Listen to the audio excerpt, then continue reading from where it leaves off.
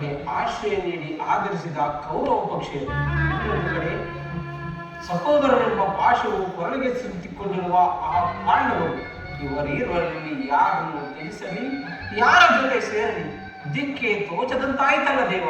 ಮನಸ್ಥೈರ್ಯವನ್ನು ನಾಶ ಮಾಡಿಕೊಳ್ಳಬೇಡ ಕಣ್ಣ. ನಿನ್ನನ್ನು ನಿನ್ನ ಜನ್ಮವೃತ್ತಾಂತವನ್ನು ತಿಳಿಸಿ ನಿನ್ನನ್ನು ದುಷ್ಕೀರ್ತಿ ಕಳಕದಿಂದ ಉದ್ಧಾರ ಮಾಡಿದ್ದೇನೆ.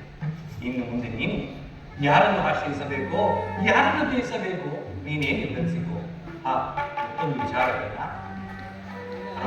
ಕುಂತಿ ದೇವಿಯು ನಿನ್ನನ್ನು ಕಂಡಾಗಲೆಲ್ಲ ದೇವ ಆ ಕರ್ಣನ ಆತನನ್ನು ನೋಡಿದರೆ ನನಗೆ ಮುರುಕುಂಟಾಗುವುದು ಎಂದು ಪದೇ ಪದೇ ಕೇಳುತ್ತಿದ್ದರು.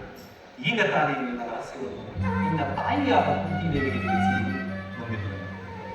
ಆಕೆಯು ನಿನ್ನನ್ನು ನೋಡಲು ಗಂಗಾ ತೀರಕ್ಕೆ ಬರುವುದು. ನೀನು ಅಲ್ಲಿಗೆ ಕರ್ಣ, ಪರಮಾತ್ಮ ಅತಿ ಸಂತೋಷದಿಂದ ಬರುವ ಮನಸ್ಸನ್ನು ನೋಯಿಸಬೇಡ. ಏಕೆಂದರೆ ಅದು ಕೆಟ್ಟಗಳು ಜಗಳ. ಕರ್ಣ, ಪರಮಾತ್ಮ ಬಂದು ಬಹಳ ವೇಳೆಯಾಯಿತು. ನಾನಿನ್ನು ತಮ್ಮ ಚಿತ್ತ ಪರಮಾತ್ಮ. ಪರಮಾತ್ಮ ಎಂದಿಗೂ ಅಸತ್ಯವನ್ನಾಡತಕ್ಕವನಲ್ಲ. ವೀರರಾದ ಪಾಂಡವರು ನನ್ನ ಸಹೋದರರೇ. ಧರ್ಮವೇ ತನ್ನ ಉಸಿರೆಂದು ನಂಬಿರುವ ಧರ್ಮರಾಯರು ನನ್ನ ಸಹೋದರರೇ.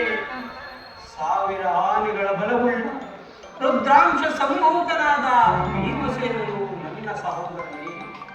ತೇಜೋಮಯ ಮೂರ್ತಿಗಳಾದ ನಕುಲ ಸಹದೇವರು ನನ್ನ ಸಹೋದರರೇ. ಪಾಂಡುರಾಜ, ಕುಂತಿದೇವಿ, ಮಾದ್ರಿ ದೇವಿಯರು ನನ್ನ ಜನನೀ ಜನಕರೇ. ಇಂದು ಪರಶುವರೊಳಗೆ ಸರಿಸಮನಾಗಿ ಹೋರಾಡಿ ಪಾಶುಪತಾಸ್ತ್ರವನ್ನು ಪಡೆದು ದಶನಾಮಗಳಿಂದ ಕೂಡಿ ದಶ ದಿಕ್ಕುಗಳಲ್ಲಿಯೂ ದಿಗಂತ ಕೀರ್ತಿ ಜ್ಯೋತಿಯಾಗಿ ಯಾರೊಡನೆ ಯುದ್ಧಕ್ಕೆ ನಿಂತರೂ ಅಪಜಯವನ್ನೇ ಹೊಂದದ ನನಗೆ ಪರಮವೀರಿ ಎನಿಸಿದ ಆ ಅರ್ಜುನನು ನನ್ನ ಸಹೋದರನೇ. ಏ ಅರ್ಜುನ, ನಿನ್ನನ್ನು ಕೊಲ್ಲುವುದಾಗಿ ಪ್ರತಿಜ್ಞೆ ಮಾಡಿರುವನಲ್ಲೋ. ನಿನ್ನ ಶಿರಸ್ಸು ಈ ಭೂಮಿಯ ಮೇಲೆ ಬಿದ್ದು ರಕ್ತದ ಮಡಿಲಿನಲ್ಲಿ ಕೊಚ್ಚಿಕೊಂಡು ಹೋಗುವುದನ್ನು ಈ ಪಾಪಿ ಕಣ್ಣುಗಳಿಂದ ಹೇಗೆ ನೋಡಲು ಸಾಧ್ಯ? ಯಾವ ಪಾಪದ ಪೂರ್ವದ ಫಲವಾಗಿ ಸೂತನೆಂಬ ಅಪವಾದದ ಆವೃತಕ್ಕೆ ಸಿಲುಕಿ ಚಿಕ್ಕದಾದ ದೇಹಕ್ಕೆ ಅಪಾರವಾದ ಬೆಂಕಿಯನ್ನು ತುಂಬಿಕೊಳ್ಳಲು ಸಾಧ್ಯ?